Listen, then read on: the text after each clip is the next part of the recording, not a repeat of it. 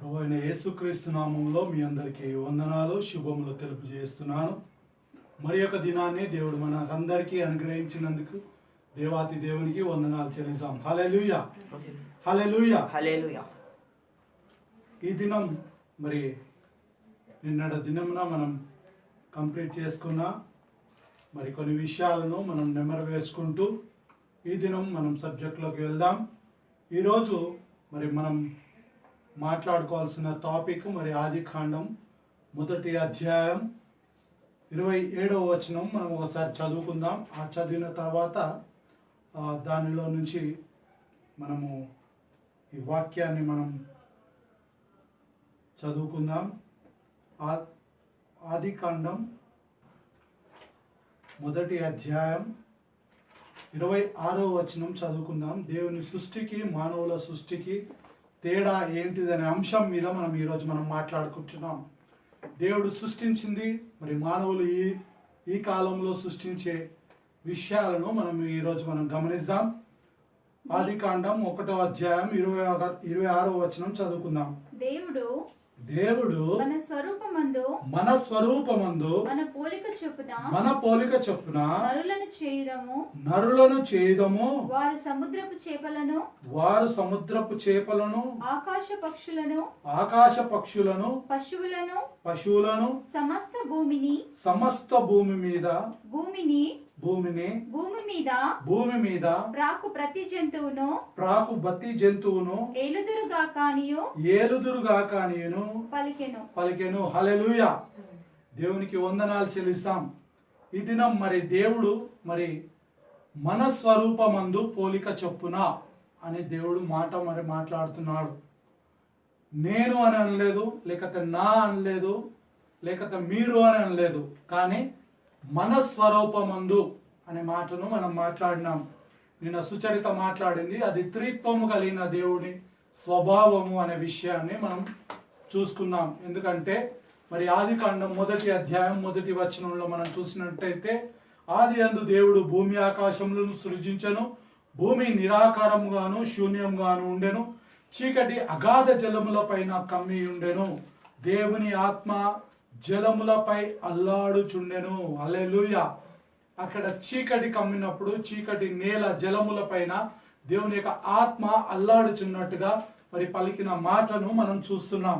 ఆ మాటకి మనం అర్థం ఒకవేళ మనం చూసుకుంటే అక్కడ త్రిత్వం కలిగిన దేవుడు అక్కడ ఉన్నాడని మరి మనము చెప్పుకోవచ్చు.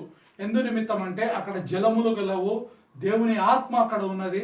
మరి దేవుడి పలుకు లేక మాట మరి సౌండ్ కానీ లేకపోతే ఆ విండ్ కానీ మనం ఏదైతే మనం అనుకుంటున్నామో విండ్ ఆఫ్ గాడ్ అనే పేజ్ని మనం పెట్టుకున్నామో అది మనం మొదటి దినంలో మనం చెప్పుకున్నాము. దాన్ని రూహాప్ అనే దానిని మనం అన్నట్టుగా మనం చూస్తున్నాం. ఇంతకు మరి ముందుగా మనం చెప్పుకోవాల్సిన విషయాలన్నీ కూడా మనం చెప్పుకోవడం జరిగింది.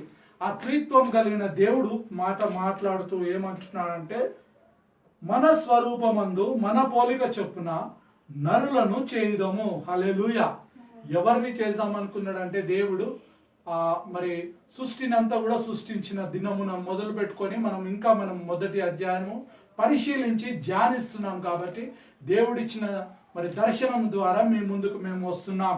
మరి దేవుడు పలుకగా మరి దేవుడు పలికినప్పుడు మరి అవన్నీ కూడా కలిగినట్టుగా మరి 5 దినములు మనం చూసినాం. 6వ దినమున మరి నేల నుంచి మరి పక్షులను కానీ జీవరాశులన్నిటి కూడా చేసినట్టుగా చూస్తున్నాం. ఆ దినమునే దేవుడు తలంచి మరి మట్టిని తీసుకొని నరుని సృష్టించినట్టుగా మనం చూస్తున్నాం. మరి మనం ముందు అధ్యాయాలలోకి వెళ్తుంటే దానికి తేటగా మరి అక్కడ వ్రాయబడి ఉన్నది. అవన్నీ మనం తర్వాత చూసుకుందాం. కానీ ఈ దినం దేవుడు మనతో మాట్లాడుతున్న విషయం ఏంటంటే మరి దేవుడు మన స్వరూపమందు మన పోలిక చొప్పున నరులను చేయుదము. వారు సముద్రపు చేపలను ఆకాశ పక్షులను పశువులను సమస్త భూములను భూమి మీద ప్రాకు ప్రతి జంతువును ఏలుదురుగాక అని పలికిందంట. హల్లెలూయా. ఈ లోకంలో నిన్ను నన్ను దేవుడు ఎందుకు సృష్టించినాడయ్యా అంటే మరి తేటగా ఇక్కడ రాయబడ్డది ఏంటంటే ఇవన్నిటిని మనం ఏలుదుము గాక అని దేవుడు మనల్ని సృష్టించినాడు. కానీ మరి ఒకవేళ మనం ఆదాము అవ్వను మనం తీసుకున్నట్టయితే ఆదాము అవ్వకు దేవుడి సెలవిచ్చిన మాట ప్రకారం వాళ్ళు లోబడి ఉంటే ఈరోజు నీ బ్రతుకు నా బ్రతుకు వేరేలా ఉండేది. అది మనం ఒకవేళ దేవుని చిత్తమైతే రేపు మనం దాన్ని ఆ భాగాన్ని మనం చూసుకుందాం. కానీ దేవుడు ఈరోజు మనతో మాట్లాడుతున్న విషయం ఏంటంటే దేవుడు ఈ లోకాన్ని మనల్ని ఏలడానికి మనల్ని నిర్మించినట్టు మనం చూస్తున్నాం. అంతేకాదు కానీ దేవుని యొక్క చిత్తానుసారంగా మనం పోలి దేవుని యందు మనం నడుచుకోవాలని ఆశపడి దేవుడు మనల్ని సృష్టించి మనల్ని కాపాడి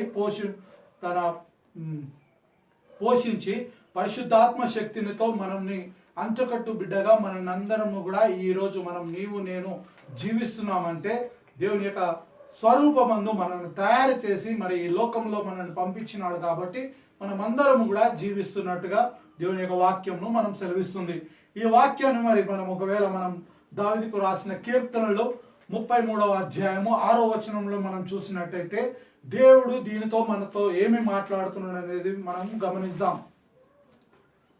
యెహోవా వాక్కు చేత ఆకాశములు కలిగెను ఆయన నోటి ఊపిరి చేత వాటి సర్వ సమూహము కలిగెను. ఆయన మాట చేత ఆయన చేతుల హస్తాల చేత మరి నిన్ను నన్ను దేవుడు తయారు చేసినట్టుగా మరి ఇక్కడ చూస్తున్నాం. ఈరోజు మనము దేవుని సృష్టికి మరి మానవునికి సృష్టికి తేడా ఏంటి అని అంటే మానవుడు చేసినవన్నీ కూడా మరి ఈ లోకంలో ఇప్పుడు మనం అందరం కూడా చూస్తున్నాం. కానీ దేవుడు చేసిన సృష్టిలో మరి ఏవేవైతే చేసినాడో ఆకాశాన్ని కానీ భూమిని కానీ చెట్లను కానీ మరి చేపలను కానీ లేక వృక్షాలను కానీ జంతువులను కానీ ఇవి ఏవి నీకు లేకున్నా కానీ నీ జీవితం అయోమయమైన స్థితిలో నీవు ఉండేవాడివి. ఎందుకంటే నీకు తీసుకోవడానికి గాలి కావాలా, నీవు బ్రతకడానికి లైట్ కావాలా, లేక నువ్వు తినడానికి ఆహారము కావాలి. కాబట్టి దేవుడు ఇవన్నీ కూడా మరి సృష్టించిన తర్వాత మానవుని సృష్టించినట్టుగా దేవుని యొక్క వాక్యం సెలవిస్తుంది. కానీ ఈరోజు మానవులైన మనము ఏమి సృష్టిస్తున్నామయ్యా అంటే మనకు ఈ లోకంలో కావాల్సిన మనకు సంబంధమైన విషయాలను మనము మరి మన టెక్నాలజీని మనం ఉపయోగించుకుంటూ మనం ఎంతసేపు మరి నెమ్మదిగా లేక విశ్రాంతిగా ఉండడానికి మనం ప్రయత్నం చేస్తున్నామే కానీ ఒక్కటైనా నువ్వు ఇప్పటికీ కానీ ఇప్పటి వరకు మానవుడు సృష్టించినది ఏది కూడా ఎల్లకాలం ఉండేది సృష్టించలేని స్థితిలో మానవుడు ఉంటున్నట్టుగా మనం చూస్తున్నాం. మరి దేవుడు ఎందుకు మనల్ని సృష్టించినాడయ్యా అంటే మరి ఆ సృష్టికర్తలో మనం ఒకవేళ 27వ వచనం మనం చూసుకున్నట్లయితే అక్కడ దేవుని యొక్క వాక్యం ఏం సెలవిస్తుందంటే దేవుడు తన స్వరూపమందు నరుని సృజించెను దేవుని స్వరూపమందు వాణ్ణి సృజించెను స్త్రీనిగాను పురుషునిగాను వారిని సృజించెను. హల్లెలూయా.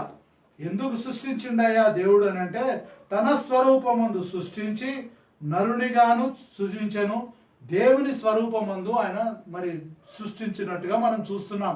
ఈ సృష్టికర్తలో దేవుడు మనుషులను సృజించినట్టు మరి మనమే అనేకమైన విషయాలను మనం సృష్టిస్తున్నాం. ఆ సృష్టిలో మరి కావాల్సినన్ని మనం సమకూర్చుకుంటున్నాం. ఈరోజు మనం బ్రతికి ఉండాలంటే ఒక మెడిసిన్ కావాలా, ఈరోజు మనం బ్రతికి ఉండాలని అంటే అనేకమైన విషయాలను మనం గమనిస్తూ ఉంటాం. కానీ అవన్నీ కూడా వాటికి ఎక్స్పైరీ డేట్ అనేది ఉన్నాయి. మనవుడు సృష్టించిన దానికి ప్రతి దానికి కూడా ఒక ఎక్స్పైరీ డేట్ అనేది ఉన్నది. ఒక టాబ్లెట్ని నువ్వు తయారు చేసినావంటే దానికి ఎక్స్పైరీ డేట్ ఉంటుంది. ఒక ఫ్రూట్ ఒక ఆహారాన్ని కనుక నువ్వు తయారు చేసినట్టయితే దానికి ఒక ఎక్స్పైరీ డేట్ ఉంటుంది. కానీ దేవుని సృష్టిలో మరి ఈ చెట్టుకు ఇన్నే సంవత్సరాలు ఇది బ్రతకాలా, లేక ఈ మనుషుడు ఇన్నే రోజులు బ్రతకాలా, లేక మరి ఈ గాలి ఇన్నే రోజులు ఇన్నే గంటలు మరి గాలి వీచాలా, లేకపోతే ఈ లైట్ ఇన్నే గంటలు మరి ప్రకటించాలని దానికి కనుక దేవుడు ఎక్స్పైరీ డేట్ చేసి ఉంటే నీ జీవితం నా జీవితం ఏమై ఉండేది అనేది మనం గమనించాలా.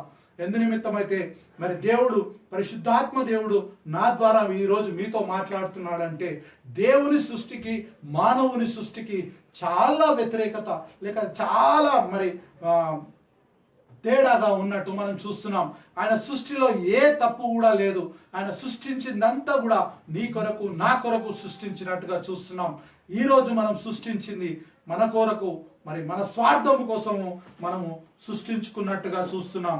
కానీ దేవుని సృష్టి మానవుల సృష్టిని మరి ఆ సృష్టికి తేడా ఏంటిదంటే మనుషులమైన మనము సృష్టించుకునేటి ఏంటి అంటే మరి మనము డబ్బును సమకూర్చుకోవడానికి మనం చూస్తుంటాం.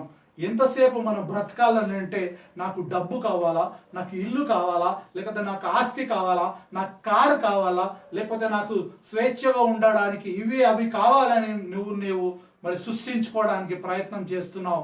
ఆ సృష్టిలో నువ్వు కావలసిన పనులు దేవుడు చెప్పిన ఆజ్ఞలకు వ్యతిరేకంగా మరి నువ్వు చేస్తున్న పని ఏంటిదంటే మరి నువ్వు డబ్బు సమకూర్చుకోవడానికి లేక డబ్బును క్రియేట్ చేసుకోవడానికి నువ్వు బ్రతకడానికి మరి అనేకమైన మరి నువ్వు పాపములు చేయడానికి నువ్వు సిద్ధమవుతున్నావు.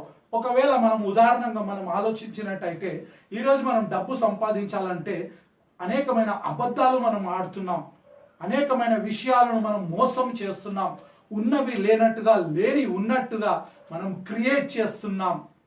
దేవుడు క్రియేట్ చేసింది ఏది కూడా మరి అలాంటి స్థితిలో లేదు. కానీ ఈరోజు నీవు నేను మరి క్రియేట్ చేస్తున్నాం. ఉదాహరణగా నేను మొన్నటి దినమున మా ఫ్రెండ్ ఒక ల్యాండ్ కొనడానికి మేము వెళ్ళినప్పుడు అక్కడ ఒక రియల్ ఎస్టేట్ వ్యాపారస్తుడు మాకు ఉన్నవి లేనట్టుగా లేని ఉన్నట్టుగా ఇదిగో ఇక్కడికి ఇది వచ్చేస్తుంది, ఇదిగో ఇక్కడికి ఇది వస్తుంది, ఇదిగో ఈ ప్లాట్ ఇంత రేట్ అవ్వబోతుంది అని క్రియేట్ చేస్తూ చెప్తున్నాడు. ప్రేమన సహోదర సహోదరి, దేవుడు సృష్టించినది ఏది కూడా మరి తప్పు లేదు. ఆయన సృష్టించిందల్లా నువ్వు వాడుకుంటున్నావు ఈరోజు. కానీ నువ్వు నేను ఏం చేస్తున్నాం ఈరోజు? మనకు కావలసినవన్నీ మనం స్వార్థపూర్వకముగా, దొంగతనముగా, వ్యభిచారముగా తండ్రి ఉన్న మాటలు లేని మాటలు క్రియేట్ చేస్తూ మనము దాన్ని డబ్బు సమకూర్చుకోవడానికి మనం ప్రయత్నం చేస్తున్నాం. అనేకమైన విషయాలు అబద్ధాలు ఆడుతున్నాం. ఈరోజు మనల్ని సరి చేసుకుందాం. ఎందుకంటే దేవుడు సృష్టించిన సృష్టిలో మరి ఏ దోషము లేదు. కానీ ఈరోజు మనం సృష్టించిన సృష్టిలో అనేకమైన అబద్ధాలతో మనం కూడి ఉన్నాం. చిన్న చిన్న విషయాలకు మనం అబద్ధాలు ఆడుతున్నాం.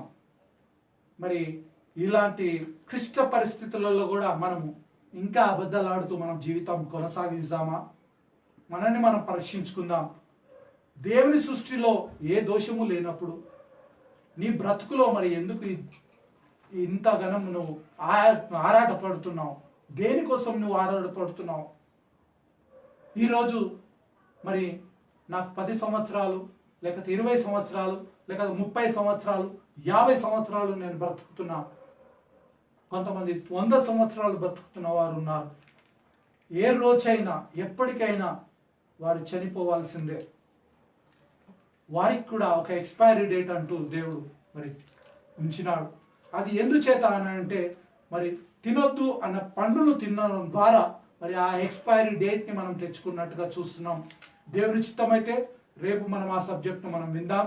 కానీ ఈరోజు మరి దేవుడు నీతో నాతో మాట్లాడుతున్న విషయం ఏంటంటే దేవుని క్రియేషన్కి నీ క్రియేషన్కి తేడా ఏంటియో తెలుసుకో సోదరా. నీవు సృష్టిస్తున్నది మరి ఎవరికైనా హానికరంగా ఉంచున్నదా? నీవు డబ్బు సమకూర్చుకోవడానికి నువ్వు క్రియేట్ చేస్తున్నావా? లేకపోతే నీ ఆస్తిని పెంచుకోవడానికి నువ్వు క్రియేట్ చేస్తున్నావా? నీ అంతస్తును పెంచుకోవడానికి నువ్వు క్రియేట్ చేస్తున్నావా? లేక నీ అధికారాన్ని పెంచుకోవడానికి నువ్వు క్రియేట్ చేస్తున్నావా? తెలుసుకో. ఎందుచేత అంటే మరి దేవుని యొక్క సృష్టిలో ఏ కపటమును ఏ కలతయు లేదు. కానీ నీవు నేను సృష్టించిన ఈ క్రియేట్ చేస్తున్న మాటల ద్వారా మనము పాపములోనికి పడిపోతున్నాం. కనుక ఈరోజు మనం అందరం కూడా మనం పరీక్షించుకుందాం. అయ్యా మరి నేనైతే ఈ లోకాన్ని ఏలడానికి నువ్వు నన్ను సృష్టించినావని నీ వాక్యం సెలవిస్తుంది. కానీ మరి నేను చేస్తున్న పని ఏంటి అని మనం ఒకసారి మనం పరీక్షించుకుందాం. దేవుడు చెప్పిన మాటలకి విరుద్ధంగా మనం చేస్తున్నాం. ఎందుచేత అంటే మరి అదే మొదటి అధ్యాయం 29వ వచనంలో మనం చూస్తున్నట్టయితే దేవుడు ఇదిగో భూమి మీద విత్తనములిచ్చు ప్రతి చెట్టును విత్తనములిచ్చు వృక్ష ఫలములు గల ప్రతి వృక్షములను మీకిచ్చి ఉన్నాను. అవి మీకు ఆహారమగును. భూమి మీద నుండి జంతువులన్నీ, ఆకాశ పక్షులన్నీ, భూమి మీద ప్రాకు జంతువులన్నీ,